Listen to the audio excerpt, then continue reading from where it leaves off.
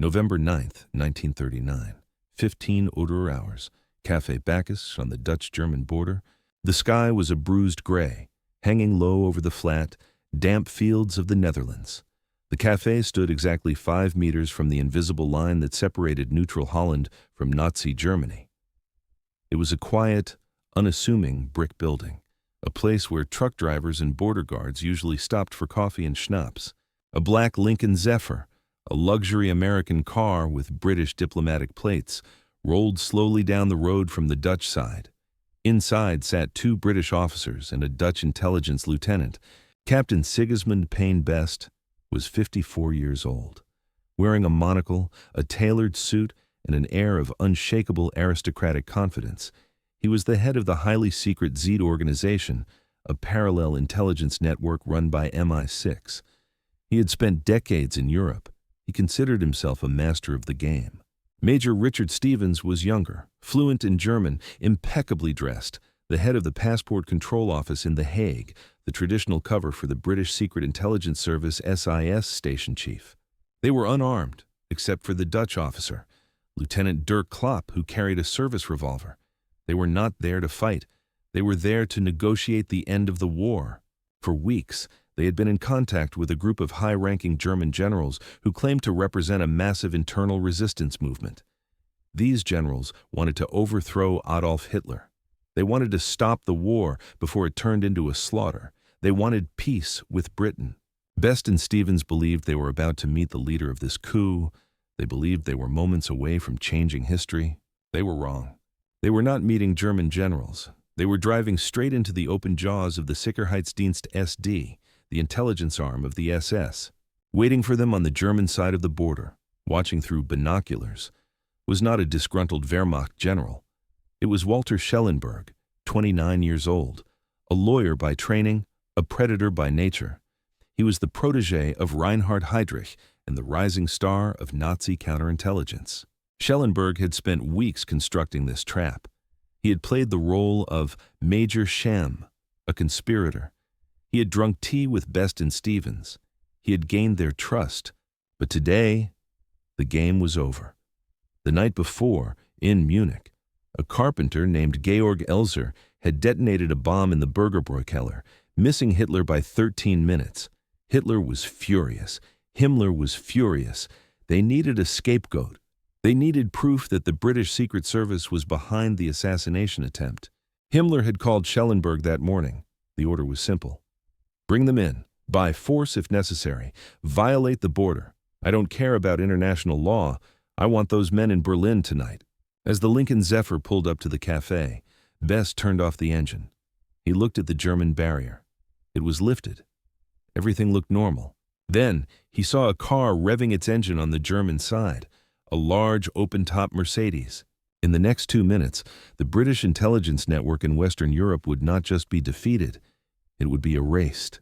To understand the catastrophe of Venlo, one must understand the peculiar atmosphere of late 1939. Historians call it the Phoney War. Germany had crushed Poland in September, but on the Western Front, nothing was happening. French troops sat behind the Maginot Line.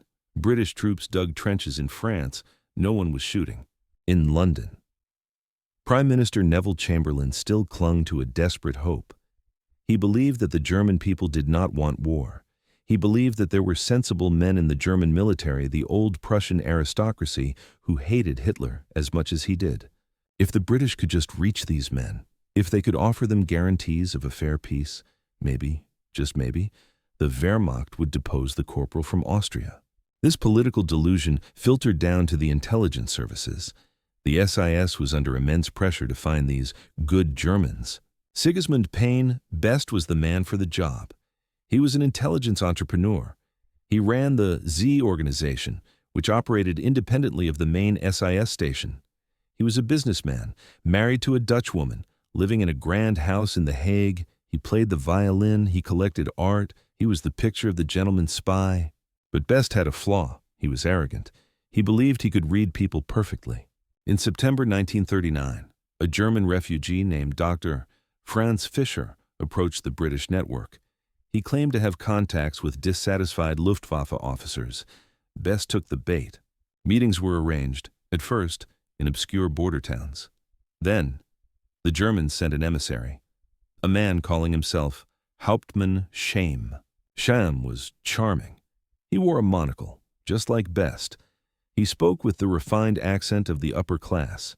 He claimed to represent a cabal of generals who were ready to arrest Hitler. Scham was actually Walter Schellenberg. Schellenberg was a master of psychological manipulation. He didn't just lie, he acted. During one meeting, he pretended to be nervous, constantly checking the windows, acting like a man risking his life for treason. He let Best and Stevens feel superior, let them feel like they were the ones reassuring him. The British fell for it completely. They gave Schellenberg a radio transmitter to communicate with London.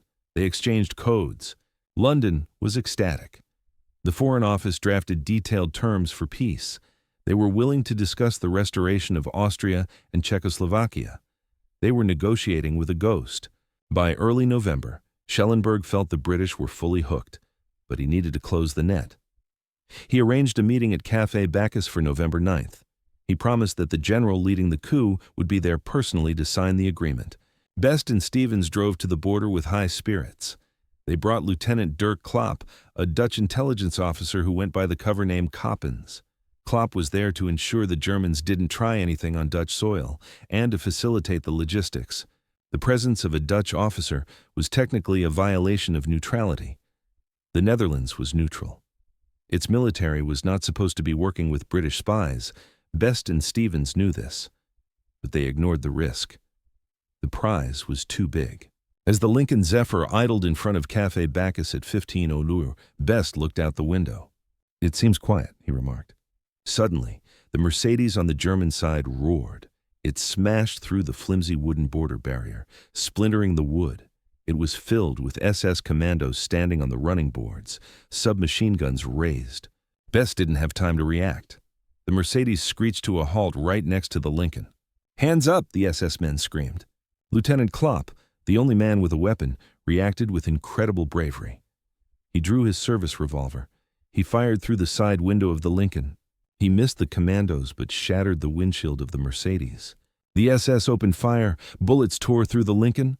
Klopp was hit in the head. He slumped over, mortally wounded. Best and Stevens were frozen. This wasn't supposed to happen.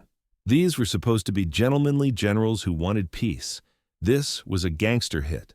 The SS men dragged the two British officers out of the car. They were handcuffed and thrown into the Mercedes. Klopp, bleeding and unconscious, was thrown in with them. The British driver, Jan Lemmens, was also grabbed. The entire operation took less than 2 minutes. The Mercedes reversed, tires smoking, and sped back across the border into Germany. The Lincoln Zephyr was left abandoned, its doors open, glass on the road, engine still ticking. As they crossed into Germany, Walter Schellenberg stepped out of the shadows. He walked up to the captured British agents. He wasn't wearing his Schem disguise anymore. He was himself. "I am sorry, gentlemen," he reportedly said, "but you are now prisoners of the German Reich." The immediate aftermath was a disaster for the agents, but the strategic aftermath was a catastrophe for Britain. Best and Stevens were taken to Berlin. They were driven to the Gestapo headquarters on Prince Albrechtstrasse.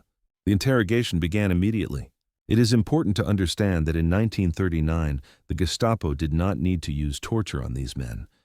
They used something far more effective: shock and total information dominance. Best and Stevens were psychologically shattered. They had believed they were negotiating peace. Now they were accused of plotting to assassinate Hitler. The Germans linked them to Georg Elser's bomb. It was a lie. Elser acted alone, but the Gestapo believed it, or at least pretended to. Stevens, in particular, crumbled. He was carrying a list of SIS agents on his person when he was captured, a violation of every security protocol in the book. But worse, under interrogation, he began to talk. He didn't just give up names, he gave up the structure. He revealed the Z organization. He revealed the safe houses in Paris, in Brussels, in Amsterdam. He revealed the codes. The Germans used this information to launch a sweeping counterintelligence operation. Within weeks, the entire British spy network in Western Europe was rolled up. Agents were arrested in Germany, Czechoslovakia, and Poland. MI6, the British Secret Intelligence Service, was effectively blinded for the next 2 years, until the SOE and the resistance networks could be slowly rebuilt. Britain had almost no reliable human intelligence coming out of occupied Europe. They were fighting in the dark, but the damage went beyond intelligence. It was geopolitical. Hitler now had his excuse. On May 10, 1940, when Germany invaded the Netherlands, Belgium, and France, the Venlo Incident was front and center in the declaration of war. Goebbels' propaganda machine screamed that the Netherlands had violated its neutrality. "Look," they said. A Dutch officer, Lieutenant Klopp, was working with British spies right on the border. The Dutch government is a puppet of London. It was a cynical lie. The Dutch government knew little of Klopp's specific mission, but it served its purpose. It gave the invasion a veneer of justification in the eyes of the German public. Lieutenant Dirk Klopp died of his wounds in a German hospital in Düsseldorf shortly after the kidnapping. He was the first Dutch casualty of the war, months before the invasion began. Best and Stevens spent the next 5 years in German concentration camps. They were Ehrenhäftlinge, honor prisoners. They were kept alive as potential bargaining chips. They were moved from Sachsenhausen to Dachau. They were treated relatively well compared to other prisoners, but they lived in constant fear of execution. Back in London, the reaction to Venlo was one of horror and shame. Admiral Hugh Sinclair, the head of MI6C, had died of cancer just days before the incident. His successor, Stuart Menzies, took over an agency that was in ruins. The Venlo incident proved that the old way of spying was dead. The era of the gentleman amateur, the man in the club with the monocle who thought he could do business with the enemy, was over. You could not negotiate with Nazis. You could not trust the good Germans to save you. This failure directly influenced Winston Churchill. When he became Prime Minister in May 1940, he looked at the wreckage of the SIS and decided that Britain needed a new kind of warfare. He created the Special Operations Executive SOE. His order was famous: set Europe ablaze. The SOE was not about gathering intelligence. It was about sabotage, assassination, and subversion. It was dirty, violent, and ungentlemanly. It was the direct opposite of the naive diplomacy that led to Venlo. If Best and Stevens hadn't failed so spectacularly, Britain might have continued trying to play by the old rules. Venlo forced them to take the gloves off. What makes the Venlo incident so fascinating from a logistical and tradecraft perspective is the sheer asymmetry of it. On one side, you had Sigismund Payne Best. He was operating like it was 1914. He used unencrypted radio messages. He kept written lists of agents. He drove a conspicuous American car to a clandestine meeting. He trusted his gut feeling. On the other side, you had Walter Schellenberg. He used surveillance teams, wiretaps, and psychological profiling. He coordinated with the border police and the SS assault teams. He built a legend cover story that was watertight. It was the 19th century colliding with the 20th century. The Germans had another advantage: technology. During the meetings leading up to the kidnapping, the Germans were intercepting the radio traffic between Best and London. But more impressively, they had wired the meeting places with microphones. Schellenberg later wrote in his memoirs about how difficult it was to keep a straight face while Best pompously explained British foreign policy, knowing that Himmler was reading the transcripts in Berlin an hour later. There is a moment in the story that captures the tragic absurdity of it all. During one of the earlier meetings, Best had complained to Major Schellenberg that his radio set was malfunctioning. Schellenberg, in a gesture of helpfulness, offered to supply the British with a better German radio. Best accepted. Think about that. The head of a British intelligence network accepted a radio from a Gestapo officer to communicate with London. The level of naivety is almost impossible to comprehend today. When Best and Stevens were finally liberated by American troops in April 1945, they emerged into a different world. The Europe they knew was gone. The Germany they thought they could negotiate with was rubble. They returned to Britain, but they were not welcomed as heroes. They were viewed with suspicion. Had they talked? Had they betrayed their country? MI6 quietly pensioned them off. There were no medals. The Venlo incident remains a cautionary tale in the intelligence community.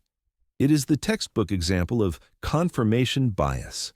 The British wanted peace so badly that they ignored every red flag. They wanted the German generals to be real, so they made them real in their minds. It also highlights the ruthlessness of the Nazi state. They didn't just want to capture spies, they wanted to destroy the concept of neutrality. They used a border incident to justify the enslavement of a nation. Lieutenant Dirk Klopp is largely forgotten today, but his actions at Café Bacchus deserve recognition. He was the only one who saw the reality of the situation. While the British officers sat frozen in shock, Klopp drew his weapon and fired. He realized, too late, that this was not a diplomatic game. It was a war. The Café Bacchus is still there today. It's a quiet place, trucks still drive by. The border's open now, invisible within the European Union. But if you stand there, 5 meters from the line, you can almost hear the roar of that Mercedes engine, the shatter of glass, and the moment when the British Empire realized it had lost its eyes. The lesson of Venlo is stark in the wilderness of mirrors that is espionage. The greatest danger isn't the enemy who lies to you. It's the lie you tell yourself.